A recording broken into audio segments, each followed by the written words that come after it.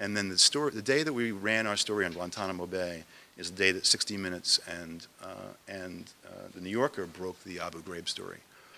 And our editor said, let's leave Guantanamo and set it aside for a second, and let's look at Abu Ghraib. Let's really try to catch up to 60 Minutes, and let's try to overtake everybody and try to lead the way on the story. And so again, there was a team of us. There was about 4 reporters. And one of the things that we'd heard about was that the 60 Minutes and New Yorker just had a handful of pictures. I think they had about 6 pictures that showed abuse. There was supposedly thousands of these photographs and movies taken as well of the abuse in Tier 1A, which was the wing of Abu Ghraib where most of this abuse took place. And so we just started working the phones and working the sources, and I had made a lot of sources through Guantanamo, and so had my colleagues. And sometimes reporting is a lot like being a salesman. You just get on the phone and you just start calling. And it's like the line in Glenn Ross, ABC, always be closing, always be closing, always be calling. And so I just started calling everybody that I knew who might have access to these documents. And if they didn't have them, I would ask them for names of other people who might have them. And ultimately that led me to this one place where this person had access to the hard drive of a guy named Charles Grainer, who was the second in command military official of Abu Ghraib, of that Tier 1A prison. He was the second cop in command.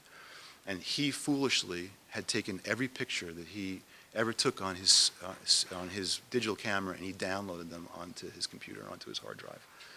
And they had since been burned off his hard drive onto CD-ROMs. And I went up to where this person was, and I came back that same day, and I wasn't really sure what I had. He didn't tell me. He just gave me an envelope, and in the envelope were a couple of CD-ROMs, and also all witness statements from all the detainees that had been abused in Arabic translated into English, which nobody else had had before either.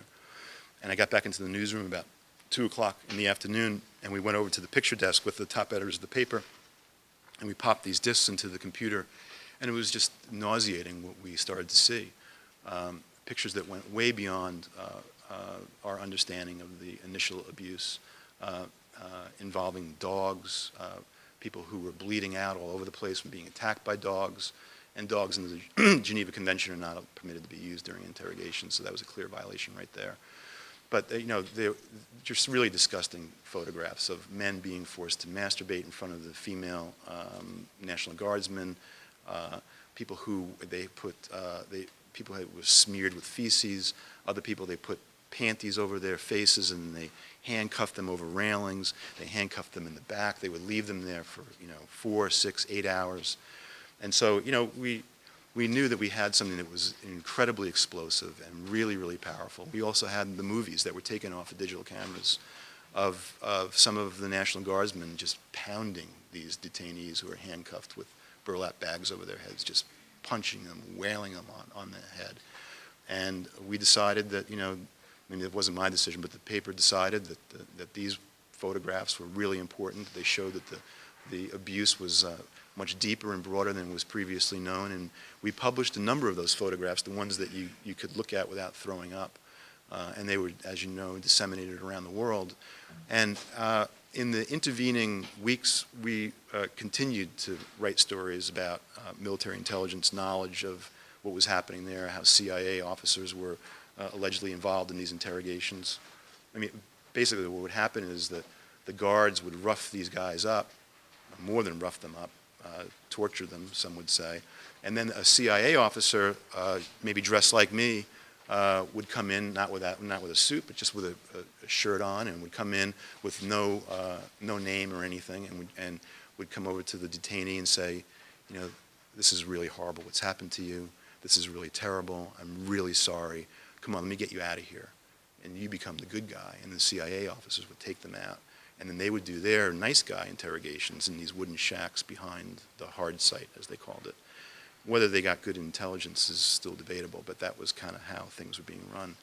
And so we kept writing stories, and as we kept writing stories, they were going all over the world. And we started getting emails from people, and I got some of the most disgusting emails in my life. People calling me a traitor, people saying that I had betrayed my country, that we were endangering our troops.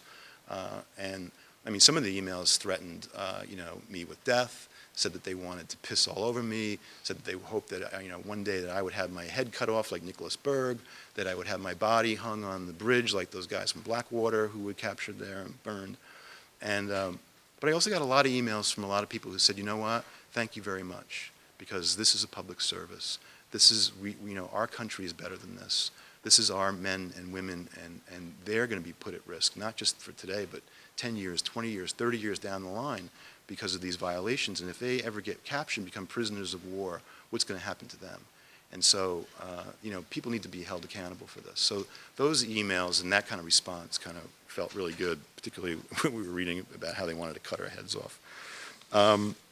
Anyway, 30 years after my father, maybe more than 30 years, almost 40 years since my father showed me those crime scene photographs of that head, I'm finally working on a murder investigation. And I can't really say much about it because we're in the middle of it, but it's like one of the coolest things that I've ever done in my career. And it's really exciting, and it's intriguing, and involves some travel, and it's going to be really interesting, and maybe I can come back here next year and talk to you all about it. But being an investigative reporter is one of the coolest things that I can imagine, and I've just had the time of my life doing it, and I never regret for a minute not being an FBI agent. But thank you very much for having me. I really appreciate it.